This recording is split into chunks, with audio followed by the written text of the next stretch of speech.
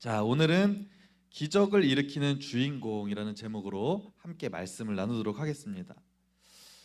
지난 2016년에 케냐에서 있었던 일입니다. 존 수오라는 한 소년이 있었는데 이 소년이 했던 한 가지 행동 때문에 전 세계적으로 많은 사람들이 감동을 받고 큰 이슈가 된 적이 있습니다. 그 소년은 매일매일 행인들에게 구걸을 해서 빵을 사서 끼니를 때우는 거지였어요.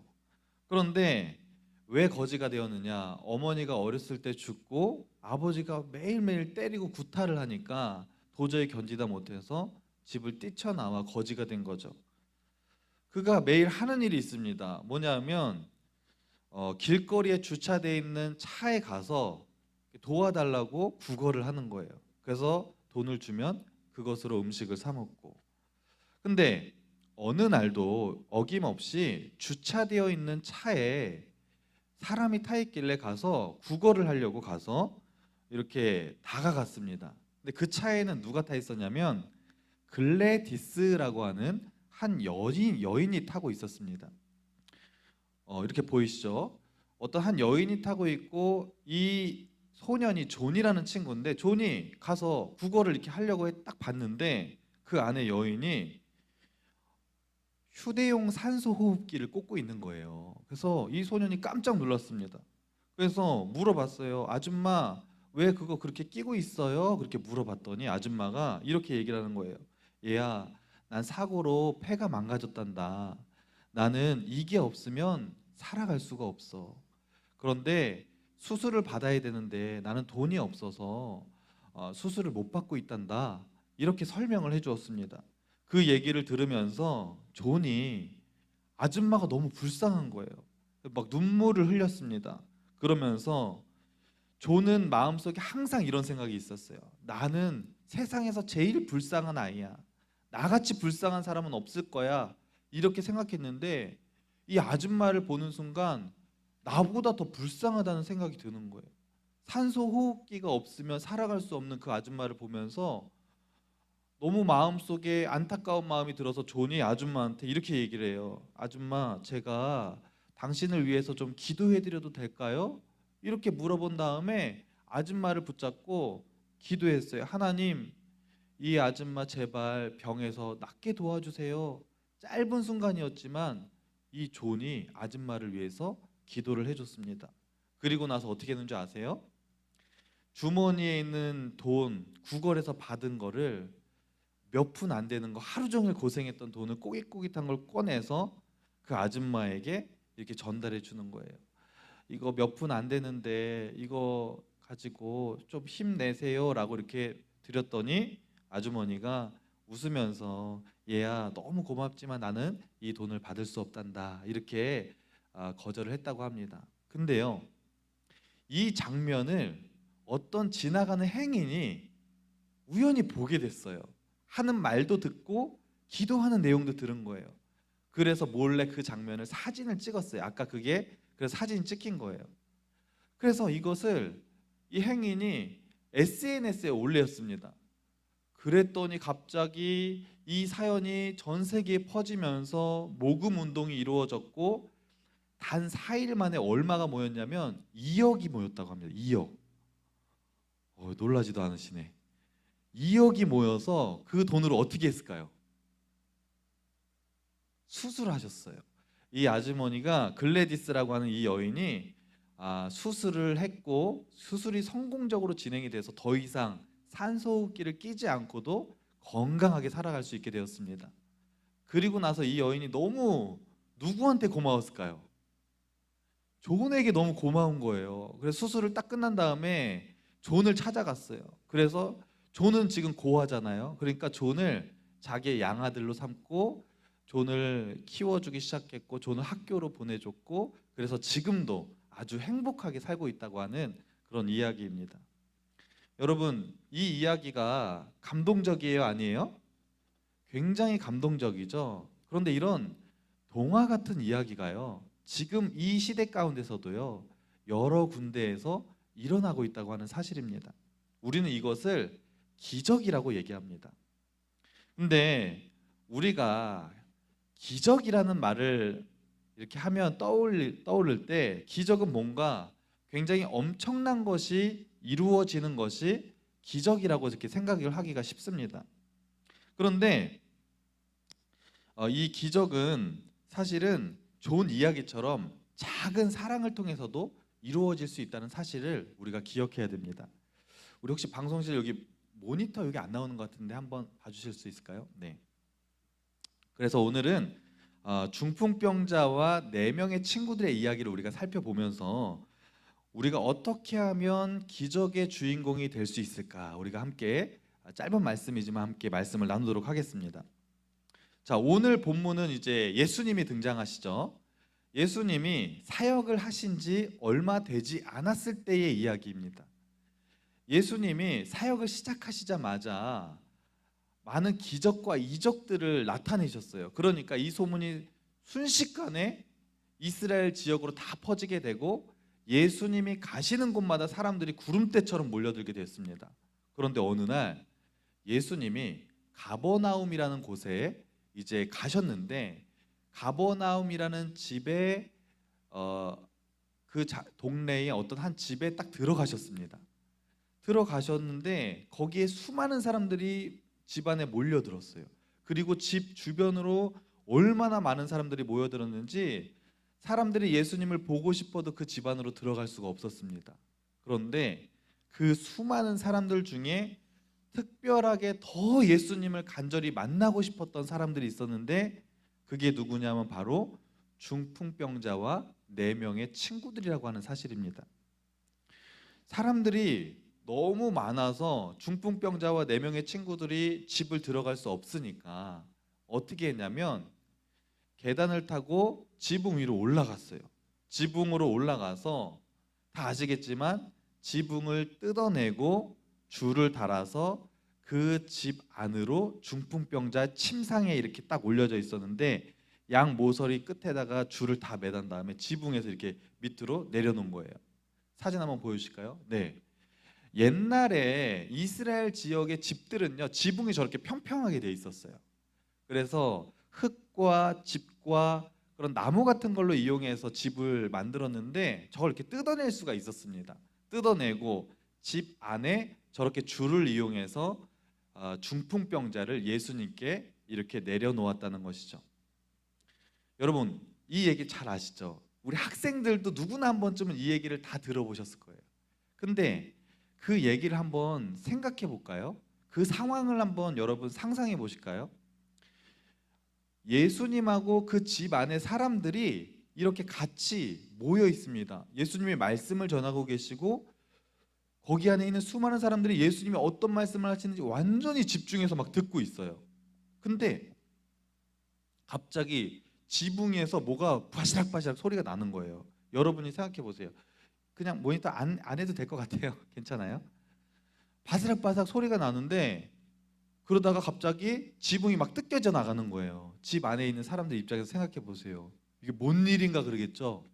그러다가 갑자기 옛날 집은 막 흙으로 만들었으니까 그 예수님과 사람들 위로 막 먼지가 떨어지는 거죠. 그러니까 집 안이 막 먼지 투성이가 되고 그러니까 사람들이 얼마나 불쾌했겠습니까?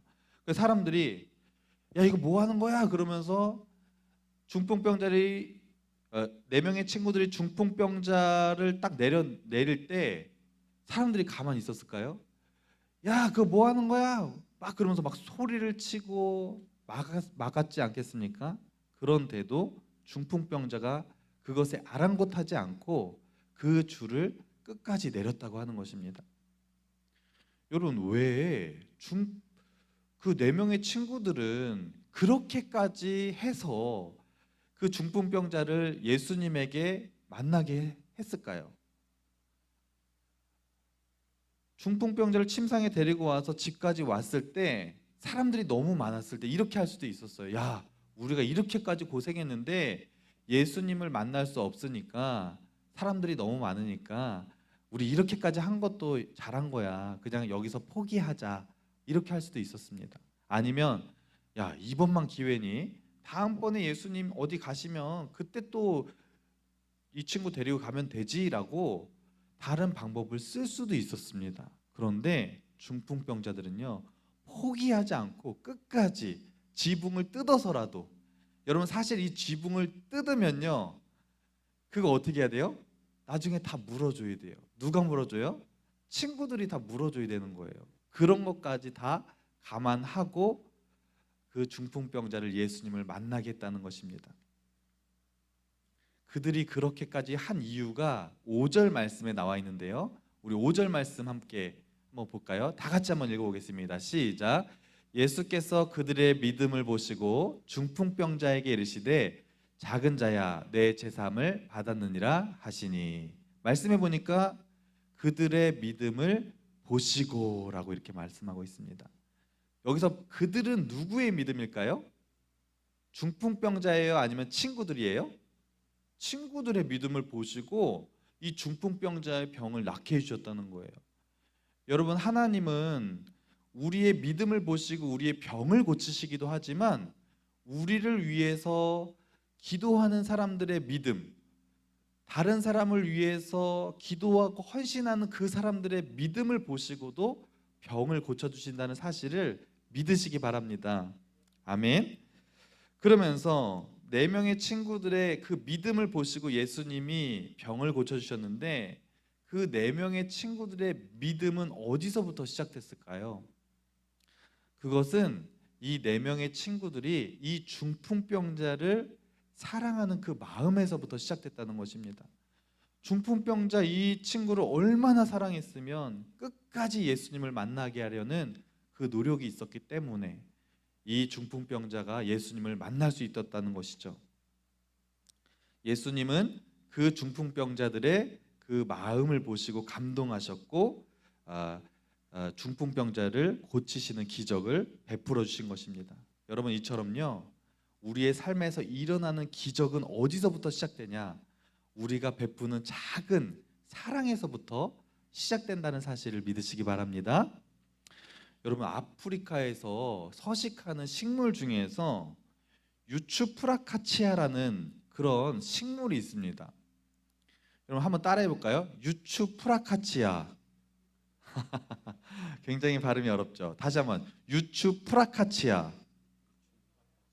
전 이 이름을 들으면서 프라페치노 그거 되게 먹고 싶어졌어요. 근데 꽃의 이름이 굉장히 특이한데, 꽃이 이뻐요, 안 이뻐요? 굉장히 이쁘죠. 근데 이 꽃이요, 아주 극소량의 햇빛과 극소량의 물만 있으면 이 식물은 잘 살아갈 수 있다고 합니다.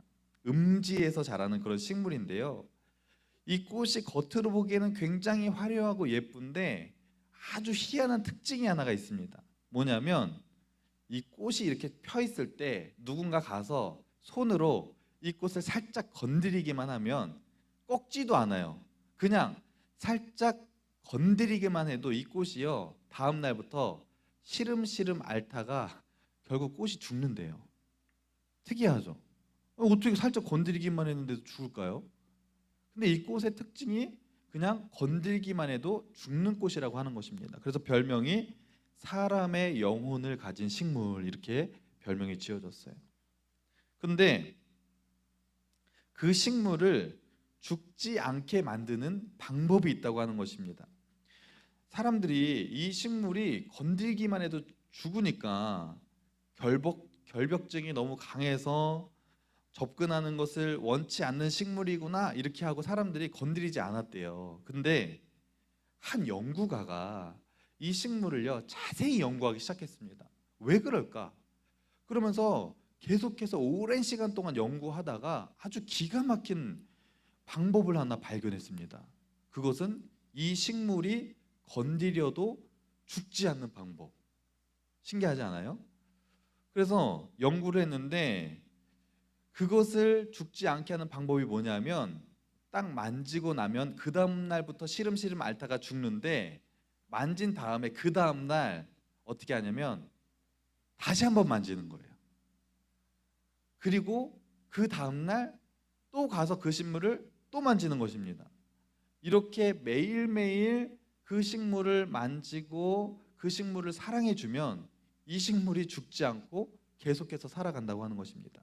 근데 한 번 딱 만지고 무관심하면 이 식물이 어떻게 돼요? 죽는다고 하는 것입니다. 굉장히 특이한 식물이죠. 이게요, 우리 인생과도 굉장히 연관이 있습니다. 여러분, 우리는요, 하나님의 사랑과 관심이 없으면요, 우리는 단 하루도 살 수 없고 우리의 영혼이 시름시름 앓다가 영적으로 죽게 되는 존재가 바로 우리 인생이라고 하는 것입니다.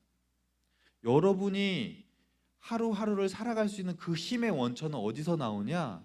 하나님의 사랑이 여러분의 마음 가운데, 여러분의 생명 가운데 매일매일 공급될 때에만 여러분이 영적으로 살아서 날마다 힘이 있는 생활을 하게 될 줄로 믿습니다. 또한 여러분, 우리 인간은요, 다른 사람의 사랑과 관심이 필요한 존재입니다. 주변을 둘러보시면 다 멀쩡해 보이죠? 그런데 자세히 보면 여기 앉아 있는 분들 중에서도 지금 굉장히 힘들어하고 지쳐 있는 분들이 있어요. 저는 오늘 아침에도 어떤 한 학생을 만났는데 평소와 다르게 굉장히 지쳐 보여서 얘기를 물어봤어요. 얘, 너 왜 그렇게 요즘 뭐 힘든 일 있니? 그랬더니 목사님, 제가 요즘에 진짜 잠을 잘 못 자고 있어요. 왜 못 자니? 요즘 시험 기간인데요. 요즘 밤늦게까지 공부했더니 제가 많이 힘들어요. 왜 그냥 적당히 열심히 해? 그랬더니 그래도 이왕 하는 거 제가 욕심이 있어서요. 저는 이걸 완벽하게 해야 돼요. 이러는 거예요. 벌써 학생들도 지금 시험 기간인 친구들이 있는데 자세히 보시면은 다크서클 이렇게 내려와가지고 잠 못 자고 힘들어하는 친구들이 있습니다. 선생님들도 얼마나 힘드셔요. 겉으로는 이렇게 멀쩡하게 앉아 계시겠지만 굉장히 여러 가지 삶의 문제와 코로나로 인해서 알게 모르게 본인만 알고 있는 그런 문제들로 힘들어하시는 분들이 여기도 많이 계실 것입니다.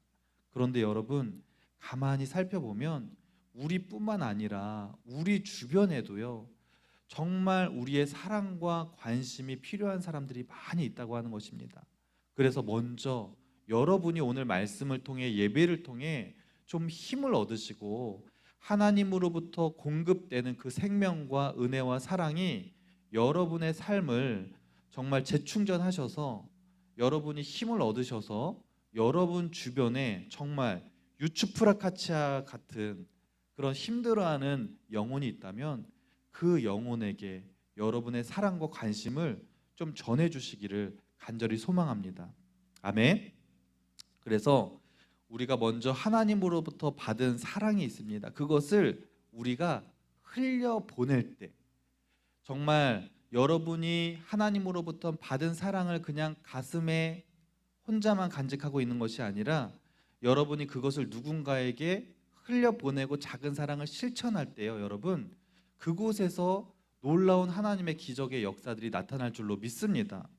근데요, 더 신기한 거는 여러분이 그 사랑을 흘려보낼 때 흘려보내서 기적이 나타나는 것으로 끝나는 것이 아니라 여러분의 영혼도 그 사랑을 흘려보내면서 회복되는 역사가 나타날 줄로 믿습니다. 하나님의 사랑은 굉장히 신비하고 오묘해서 나 혼자만 가지고 있는 것이 아니라 그것을 흘려보내고 계속해서 실천할 때 더 사랑이 풍성해지고 그 사랑을 통해 하나님의 기적의 역사가 나타난다는 그 사실을 기억하시고 여러분 이번 한 주간도 여러분 그 사랑을 주변 사람들에게 흘려보내서 하나님의 영광 나타내는 우리 모두가 되기를 간절히 소망합니다. 기도하시겠습니다. 하나님, 중풍병자의 4명의 친구들이 그 친구를 정말 사랑하는 마음으로 예수님께 데리고 나아갔을 때 그 중풍병자가 예수님을 통해 질병이 치유받는 기적의 역사가 나타났던 것처럼 하나님, 우리가 하나님께 그 받은 사랑을 다른 사람들에게 흘려보내어서 그 사랑을 통해서 우리 주변에 크고 작은 놀라운 기적의 역사들이 나타날 수 있도록 인도하여 주시옵소서. 우리가 그 사랑을 흘려보냄으로 말미암아 우리도 하나님의 사랑으로 충만히 채워지는 놀라운 역사가 나타날 수 있도록 인도하여 주시옵소서. 이 모든 말씀 예수님의 이름으로 기도합니다.